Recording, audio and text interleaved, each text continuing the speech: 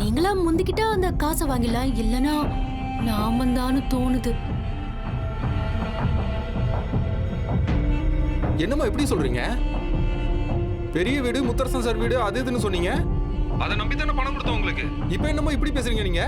ஆமா சார், இங்க பாருங்க, உங்களுக்கு உத்தரவாதம் கொடுத்து நான் அப்படி அடிச்சு பேசினதுனால தான் வருத்தப்பட்டு உங்ககிட்ட நானே ஃபோன் பண்ணி சொல்றேன். ஆனா கண்டிப்பா என்னால என்ன முடியுமோ நான் உங்களுக்கு உதவுறேன். இருந்தாலும் நீங்க மருது கிட்ட ஃபோன் பண்ணி பேசுங்க. கண்டிப்பா அவர் அண்ணன் கிட்ட பேசியாவது உங்களுக்கு பணத்தை வாங்கி கொடுத்துருவாரு. புரியுதுங்களா? உடனே பேசுங்களேன். சரிம்மா சரி, மருது கிட்ட நான் உடனே இப்ப கால் பண்ணி பேசுறேன். மருது, விடமாட்டேன் உன்னை. என்னையே ஏமாத்திரியா நீ? இப்போ உன்னை என்ன பண்ற பாரு. ஸ்வேதா, சூப்பர் ஸ்வேதா, கலக்கிட்டப்போ.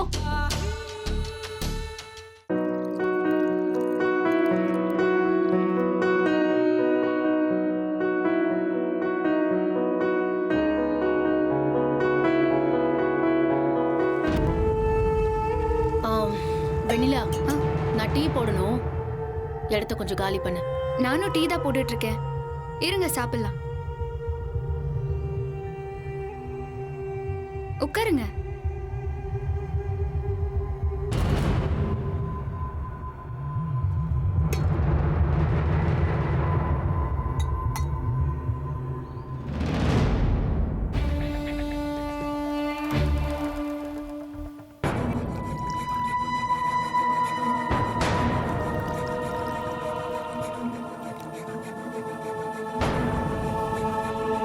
இந்தாங்க.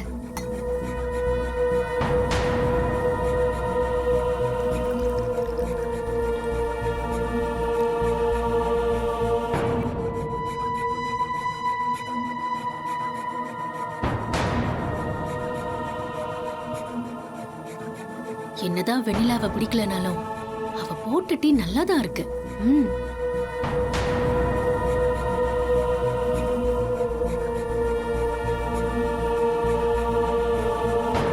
அடடா, வாசனை மட்டும் இல்ல, சுவையிலையும் பின்னுது.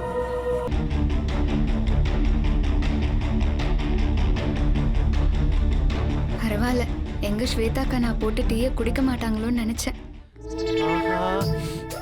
கார்த்தி மாமா, இன்னைக்கு நம்ம வீட்ல டீ பாஸ் சூப்பரா இருக்குல்ல? நம்ம வெண்ணிலா போடுற டீ தான். வெண்ணிலா, எனக்கு 2 கிளாஸ் பெரிய கிளாஸ்ல கொண்டா. அப்புறம் அனி, எனக்கு ஒரு டீ. அக்கா, எனக்கு ஒண்ணு.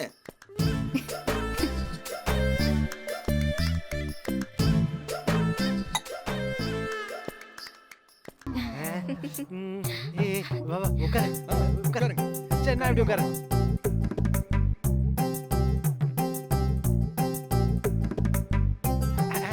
குடு வெண்ணிலா. எடுத்துட்டு வரேன். இருங்க. இந்த இருங்கண்ணே, இருக்கு. எனக்கு 2. சூடா இருக்கு. Thank you அண்ணி. சூப்பரா இருக்கு.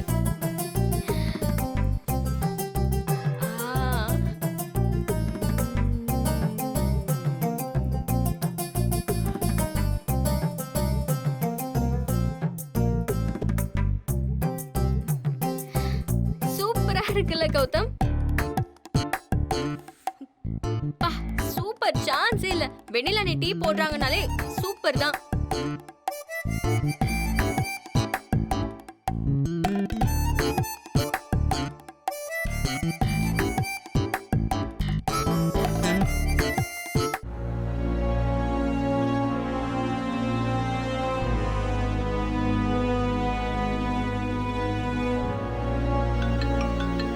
கார் கம்பெனிக்கு வேறு என்ன பதில் சொல்கிறதுனே தெரியலையே.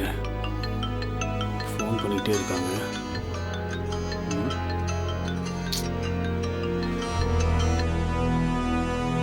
ஹலோ சார், வணக்கம் சார். வணக்கம், சொல்லுங்கள். நீங்க ஆர்டர் பண்ண காரு இப்போ ஷோரூம்க்கு வந்துருச்சு சார். பேலன்ஸ் அமௌண்ட் அந்த 55 lakhs வந்து கட்டிட்டீங்கன்னா உடனே வந்து கார் டெலிவரி எடுத்துக்கலாம் சார். இங்கே பாருங்க, அதில் ஒரு சின்ன சிக்கல் இருக்குது. என்ன சிக்கல் சார், சொல்லுங்க. நான் எதிர்பார்த்த இடத்துலேருந்து வர வேண்டிய அமௌண்ட் ஒன்றும் வரல. தப்பாக எடுத்துக்காதீங்க, இப்போது கார் வாங்குற ஐடியா எனக்கு இல்லை. அதனால் நான் கொடுத்த அட்வான்ஸ் பணத்தை உடனே ரிட்டர்ன் பண்ணால் நல்லாயிருக்கும். சாரி சார், அதெல்லாம் நம்ம கம்பெனி ரூல்ஸ் படி முடியாது சார். ஒன்ஸ் ஃபேக்டரியில இருந்து வண்டி கஸ்டமருக்காக புக் பண்ணி வந்துருச்சுன்னா அந்த பணத்தை ரிட்டர்ன் பண்ண முடியாது சார். என்னது ரிட்டர்ன் பண்ண முடியாதா? என்ன நினைச்சிட்டு இருக்கீங்க? என்ன விளையாடுறீங்களா? 5 லட்ச ரூபாய் காசு கட்டியிருக்காங்க. எங்க மேனேஜர் போன கொடுங்க. இருங்க சார், கோவப்படாதீங்க. மேனேஜர் கிட்ட பேசுங்க. சார், கஸ்டமர் ஏதோ பிரச்சனைன்னு சொல்றாங்க. ஹலோ சார், மருது பேசுறேன் சார். சொல்லுங்க. ஒன்றும் இல்லை சார், கார் வாங்குறதுல ஒரு சின்ன சிக்கலாகி போச்சு. இவ்வளவு நேரம் அவங்க பேசினதை நான் கேட்டுக்கிட்டு தான் இருந்தேன். கார் நீங்க வேண்டான்னு சொன்னா ரொம்ப கஷ்டம். ஏன்னா கார் உங்ககிட்ட இருந்து ஆர்டர் எடுத்து அதுக்கப்புறம் உங்க தேவைக்கு தகுந்த மாதிரி ஃபேக்டரியில இருந்து ரெடி பண்ணி கொண்டு வராங்க. அப்படி இருக்கிறப்போ அந்த காரை மற்றவங்களுக்கு ஈஸியா சேல் பண்ண முடியாது. ஏன்னா அந்த கலர் அதிகமா போகாது சார். அதைத்தான் நீங்க செலக்ட் பண்ணிருக்கீங்க. அதனால ரொம்ப மிகப்பெரிய லாஸ் தான் வரும். ஒன்னு பேலன்ஸ் பணத்தை கட்டிட்டு கார் எடுத்துக்கோங்க, இல்லைன்னா அட்வான்ஸ் பணத்தை ரிட்டர்ன் பண்ண முடியாது. என்ன நக்கல் பண்றீங்களா? யார்கிட்ட பேசுறீங்க தெரியுதுல? ஒண்ணு பணத்தை திருப்பி கொடுக்குற வழியை பாருங்க, இல்ல கோர்ட்டுக்கு போக வேண்டியதா இருக்கும். Okay sir, no issues. நீங்க எங்களோட டேர்ம்ஸ் அண்ட் கண்டிஷனுக்கு ஒத்துக்கிட்டு தான் அக்ரிமெண்ட்ல சைன் பண்ணிருக்கீங்க. அதுல இதுவும் ஒண்ணு. அப்படி கோர்ட்டுக்கு போனா நாங்க தான் சார் வின் பண்ணுவோம். எங்களுக்கு ஃபேவரா தான் சார் ஜட்ஜ்மெண்ட் வரும். இங்க பாருங்க சார், இந்த கண்டிஷன்லாம் படிச்சு பார்த்துலாம் சைன் பண்ணல. அது எங்க தப்பு இல்லையே சார். காட்டுற இடத்துல கையெழுத்து போடுறது உங்க தப்பு. நாங்க ஒன்றும் படிக்க வேணாம்னு சொல்லியே. பணத்தை கட்டி கார் எடுத்துக்கோங்க, இல்லைன்னா அட்வான்ஸ் பண்ண 5 லட்சம் திரும்ப கிடைக்காது. யார் செகண்ட் லைன்ல? ஹலோ சார், சார் நான் சொல்றது கொஞ்சம் இருங்க சார், இன்னொரு கஸ்டமர் வேற வெயிட் பண்றாரு. அப்புறமா உங்களை கூப்பிடுறேன். சார். சார் நான் கொஞ்சம் பேச. குமரவேல் இத்தனை தடவை கால் பண்ணியிருக்காரு. இவருக்கு நான் என்ன பதில் சொல்றது? ஐயோ, எப்படி சமாளிக்கிறதுன்னு தெரியலையே. வீடு வரைக்கும் வந்துட்டா பிரச்சனை ஆயிடுமே. எப்படியாவது சமாளிப்போம். ஆனா என்ன மருது, எத்தனை தடவை ஃபோன் பண்றது? இல்லைண்ணா, ஒரு முக்கியமான ஃபோன் வந்துச்சு, அதான் பேசிட்டு இருந்தேன். ஓ, அப்ப நாங்க முக்கியம் இல்லாம போயிட்டோம் தானே? ஐயோ, அப்படிலாம் ஒன்றும் இல்லைண்ணே. கட் பண்ணிட்டு நான் கூப்பிடலாம் நினச்சேன், அதுக்குள்ளே நீங்களே லைனில் வந்துட்டீங்கண்ணே. சரி சரி, இன்னைக்கு என்ன நாள்னு ஞாபகம் இருக்குல்ல? என்ன நாள்? உங்களுக்கு பிறந்த நாளா? இது ரொம்ப முக்கியம். இன்னைக்கு என்ன நாள் ஞாபகம் இருக்கா உனக்கு? பணத்தை திருப்பி தரேன்னு சொன்ன நாள். இது வரைக்கும் உங்ககிட்ட இருந்து ஃபோன் வரலன்னு தான் நான் உனக்கு ஃபோன் பண்ணேன். அண்ணா, இங்கே பாருங்கண்ணே, ஒரு சின்ன சிக்கல்ண்ணே. அதான் நான் உங்களை நேரில் வந்து பார்த்து பேசலான்னு. அதுக்காக தானே உன் வீடு தேடி வந்திருக்கா. வா வெளியில. அண்ணா, நேரில் வந்துட்டீங்களா? வீட்டுக்கா? இப்பதானே சொன்ன நேரில் பார்த்து சொல்றேன்னு. வந்தா மட்டும் பதற. முதல்ல வெளியில வாப்பா. அண்ணா, இந்த உடனே வந்துடுறேன். ஐயோ,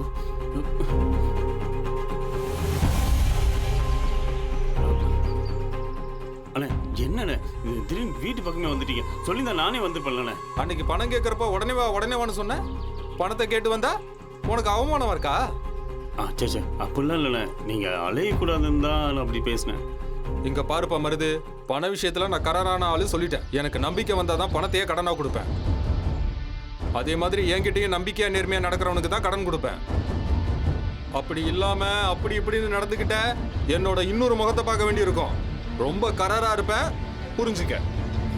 புரியுதுண்ணே. சரி, 5 லட்சம் பணத்தை இன்னைக்கு திருப்பி தரேன்னு சொன்னல. இப்ப வரைக்கும் ஒரு ஃபோன் கூட பண்ணலையா? ஏன்? அது நான் ஒரு கணக்கு போட்டு சொன்னேன். வர வேண்டிய இடத்துல திடீர்னு காசு வராமல் போச்சுண்ணே. ஆனால் ஒரு வாரம் பொறுத்துக்கோங்களேன், நான் எப்படியாவது காசு கொடுத்துட்றேன். என்னது, ஒரு வாரமா? அது வரைக்கும் என்னால பொறுக்க முடியாது. ஏன்னா நீ இன்னைக்கு கொடுக்குறேன்னு சொன்ன 5 லட்சத்தை நான் வேற ஒரு பாட்டிக்கு கொடுக்குறேன்னு சொல்லியிருக்கேன். உன்ன மாதிரி மாத்தி மாத்தி பேசுறவன் இல்ல, தெரியுதா? ஒரு வாக்கு கொடுத்தா கரெக்டா செஞ்சிருவேன். உன்ன மாதிரி மாத்தி மாத்தி என்ன பேச சொல்றியா? அந்த மாதிரிலாம் என்னால முடியாது.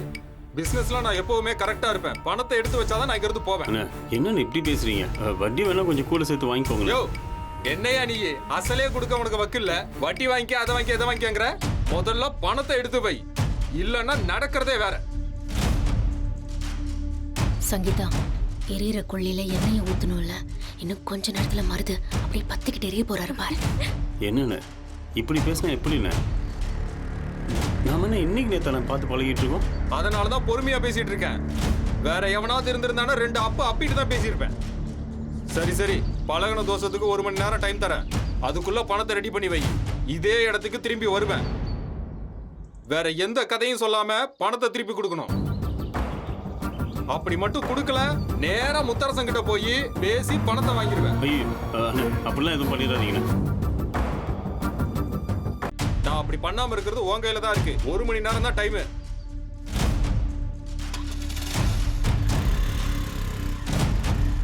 சே, வீடு தேடி அவமானப்படுத்துற அளவுக்கு ஆயிடுச்சு.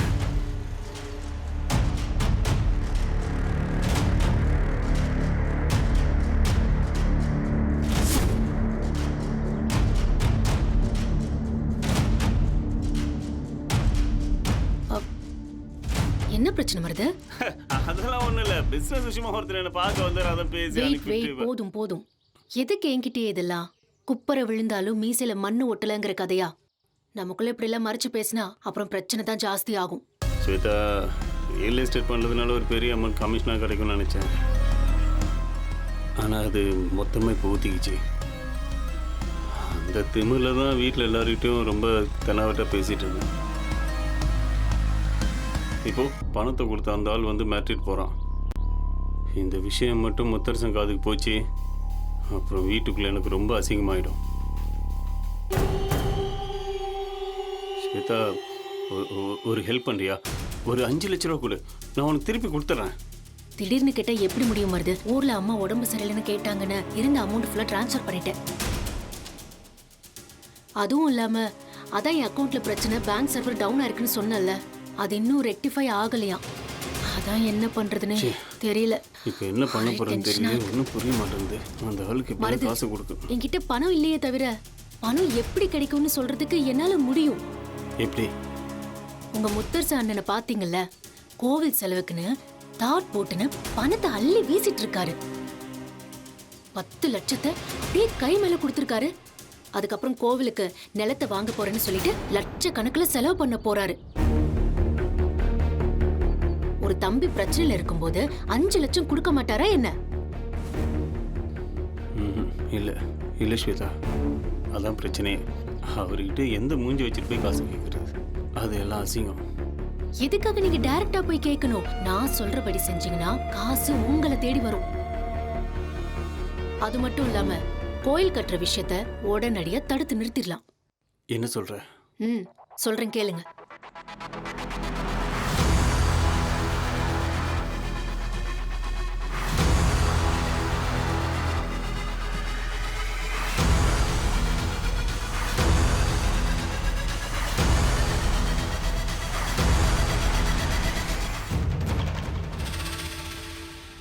நான் சொல்றபடி செய்யுங்க, கண்டிப்பா பணம் கிடைக்கும். சரி, நீ சொல்றபடியே செய்யறேன்.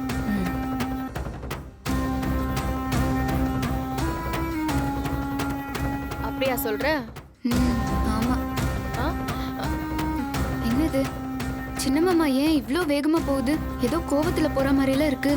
அதெல்லாம் கண்டுக்காத, சும்மா ஏதாவது பில்டப் பண்ணிட்டு இருப்பாரு. இவரெல்லாம் ஒரு ஆளுன்னு நினைக்கிறியா?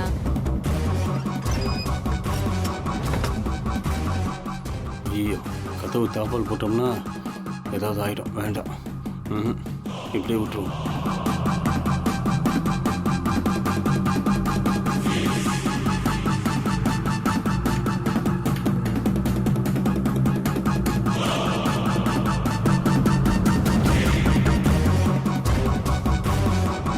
ஏய், நான் சொன்னதெல்லாம் ஞாபகம் இருக்குல்ல? நான் சொன்னது கரெக்டா செய்யணும். சரி போ. சரி, ஓகே.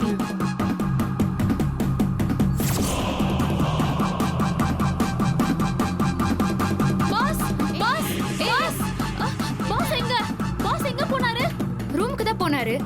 எதுக்காக நீ இவ்ளோ பதட்டமா இருக்க? யார்கிட்டயோ பணம் வாங்கினாராம். அது இன்னைக்குள்ள குடுக்கலனா நடக்கிறதே வரேன்னு அந்த ஆள் மிரட்டி இருக்கான். பாஸ் மனசு வெறுத்து போய் என்கிட்ட பணம் இல்ல, எனக்கு அசிங்கமாயிடுச்சுன்னு நான் சாக போறேன்னு சொல்லிட்டு கோவமா போறாரு. ஐயோ, என்னங்க?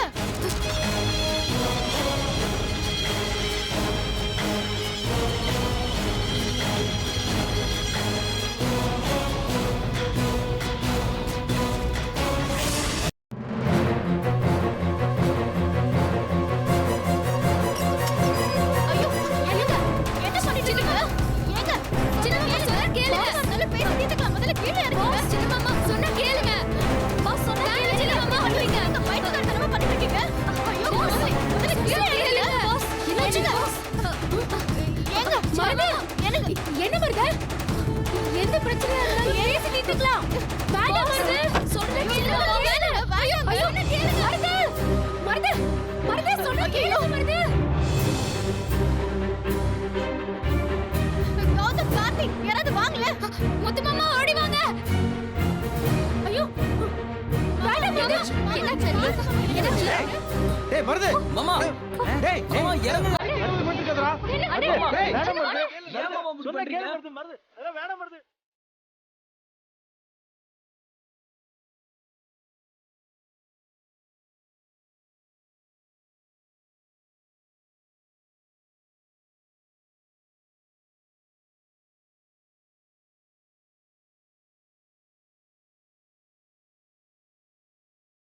முதல்ல கீழே இறங்குங்க. மாமா கீழே போங்க. ஏங்க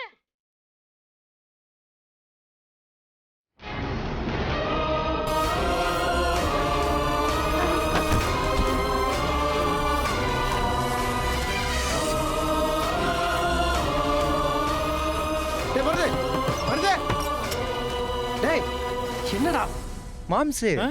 தற்கொலை முயற்சினாங்க, கதவு தள்ளனோனே திறந்துருச்சு. ஒருவேளை தற்கொலை எப்படி பண்ணிக்கணும்னு தெரியாது போல் இருக்கு. ஐயோ, இவரை வச்சுக்கிட்டு கார்த்தி முதல்ல நின்னு பார்க்கலாம் போங்க. சரி வாங்க. எந்திரா. ஐயோ என்ன வேலை பண்ணிட்டு இருக்க? எந்திரி பாத்து பாத்து. ஐயோ ஐயோ என்னண்ணா, ஒரு காரியத்தை கூட உருப்படியா பண்ண மாட்டியா?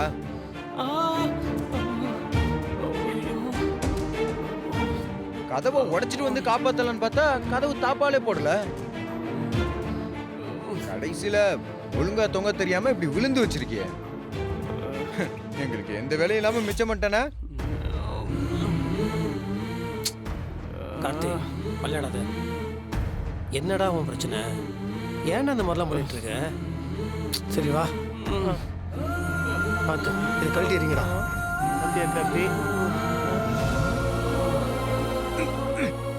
நல்ல ஸ்ட்ராங்கா தானே இருக்கு, அப்புறம் எப்படி ஸ்லிப் ஆனாரு?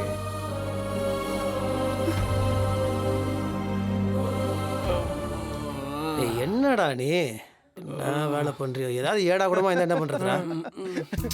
அண்ணா மருதண்ணா, தூக்குலாம் நல்லா ஸ்ட்ராங்கா தானே போட்டிருக்க, அப்புறம் எப்படி நான் தவறி கீழே விழுந்த? என்னடா என்ன பார்த்தா உனக்கு நக்கலா இருக்குல்ல? சாவு போனா உங்களுக்கு எல்லாம் கிண்டலா இருக்கா? அண்ணா அண்ணா இருண்ணா, அப்படிலாம் இல்லண்ணா. நீ உண்மையிலே தொங்கியிருந்தா அது சீரியஸா தான் இருந்திருக்கும். ஆனா கதவை தாப்பா போட மறந்து கடைசியில இந்த படத்துல செந்தில் பண்ணுவாரு, அவ அவ அவவா அவவா அவ அவன்னு கீழே விழுந்து கிடந்திய. அதை நினைச்சாதானே தாங்க முடியல.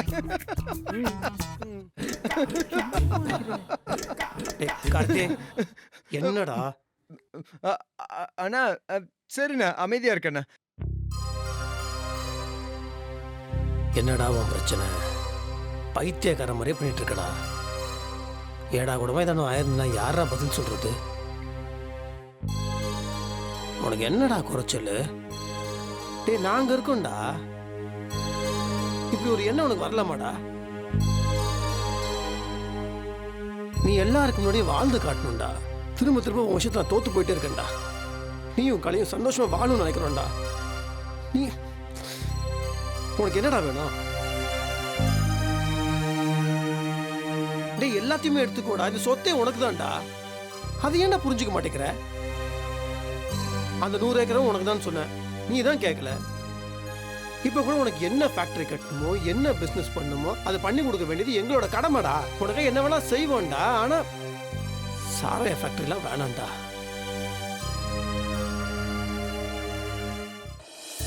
தப்புடா. டேய் நம்ம குடும்பத்துக்குன்னு ஒரு மரியாதை இருக்குல்லடா, யோசிச்சு பாருடா. டேய் நம்ம ஊர் மக்கள் உன்னை பத்தி என்னடா நினைப்பாங்க? அவங்களோட வாழ்க்கை என்ன ஆகும்டா? நான் திரும்ப திரும்ப சொல்ல தப்பா நினைச்சுக்காத. விவசாயத்தை நம்பி இருக்கிற பூமிடா நம்ம பூமி. அதுல போய் ஒரு சாராய ஃபேக்டரியா? வேண்டாம் மருது, தப்பு மருது. அது பேரு கெட்டு போறது மட்டும் கிடையாதுடா. இந்த மாதிரி சாரையா ஃபேக்டரி, சீட்டாடுற கிளப், இதுல வர பணம்லாம் பாவம்டா. அது நமக்கு மட்டும் இல்லடா, நம்ம குழந்தைங்க நம்ம சந்ததியே பாதிக்கும்டா.